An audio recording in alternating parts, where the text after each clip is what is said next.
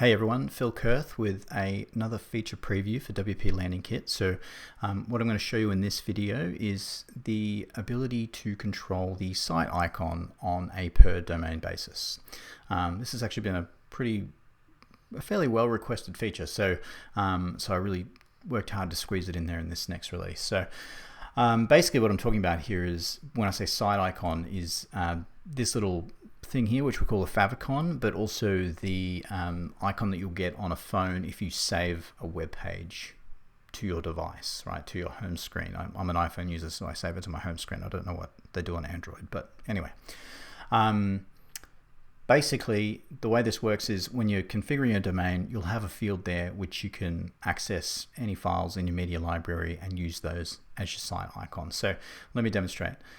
Here I've got a site that I do all my development for Landing Kit on, and this is the primary domain. Okay, and you can see in the tab here we've got this little bluish type icon. All right, and so that's configured in the customize menu. So if I go to customize, go to site identity, we've got that little icon set up here. Okay, and it's essentially just using the WordPress media library. Okay, now prior to 1.3, you weren't able to control this on a per domain basis unless you wanted to write code and take a look at like server variables to work out what host name is coming in and all that sort of fun stuff. So you don't have to do that anymore. We're doing it for you, and you can do it right here in the admin. So what we'll do is we'll come over to the admin here, and we'll come down to domains, and I'll go to my test domain here.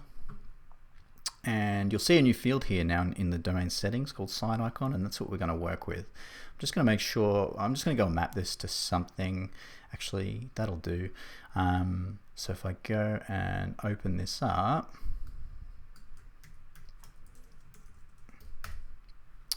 we'll see that, so this article's loaded up under our test domain, under the URL was specified, but it's still using the site icon from the main site. So basically what we need to do in this case, we want a custom icon. We come down here, select the site icon.